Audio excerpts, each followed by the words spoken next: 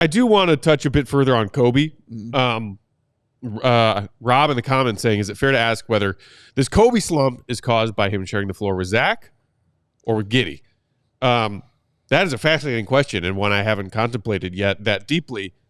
But Coby had 9 points on 3 of 10 and 5 turnovers tonight. Mm-hmm. This is slowly becoming a non-trivial sample size of games here where Coby just looks off, uncomfortable, looks like he's forcing things. Does not look like the Coby who was very comfortable in his role as he built it for himself last season. Near most improved player in the NBA, Coby. This version of Coby is different. And he didn't have to share the floor with Zach a lot last season. Once Zach had season-ending surgery, he shared it with Zach some before that. He's never shared the floor with Giddey before. But as you've pointed out recently, like they're also kind of taking the ball out of Giddey's hands at times. Don't take it out of my hands. Well, I'll never take it out of Goat's hands. We do that. Yeah, we're trying to win. But what I mean, do you see this too, Goat? Because I'm looking at these recent smattering of games from Coby White being like, he looks uncomfortable.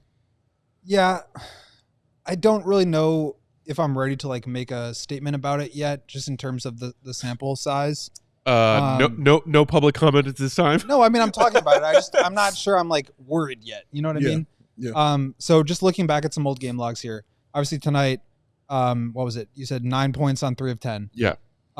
Last night in Washington, 21 points on 7 of 13. That's certainly not something you're going to complain about. It's the Wizards.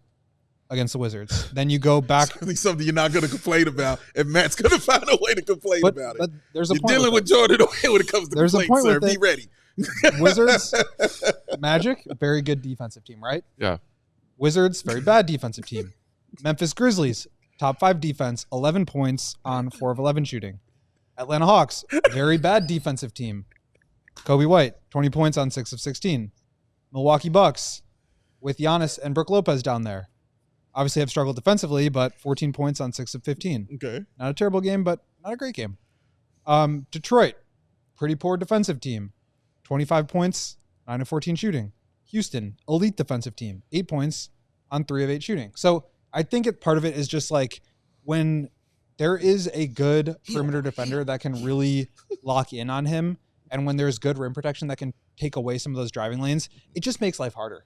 And he doesn't have the ball in his hands as much. That is part of it.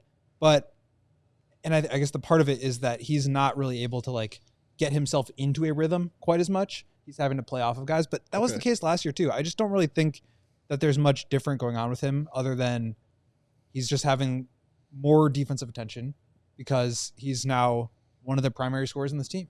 And he's probably a little bit tired. This team is running really fast. Yeah. They played 5 games in 7 nights. Yeah. I'm not really like sure it's enough of a sample to like make any declarations about Coby other than like he's had a couple of off games here recently. But the trend is when he's playing against good defensive teams, he's having some struggles. And I think that's an adjustment for a guy. It's different. Like we talked a bunch about, and Billy did, about like teams catching up to Io in his second year and him having to adjust to that. This is a similar version of that, but it's Coby in his second year as like a primary guy and having to adjust to that. And so it's not like the drop off of going from really good to like can't really play him. It's just he's kind of alternating a little bit more.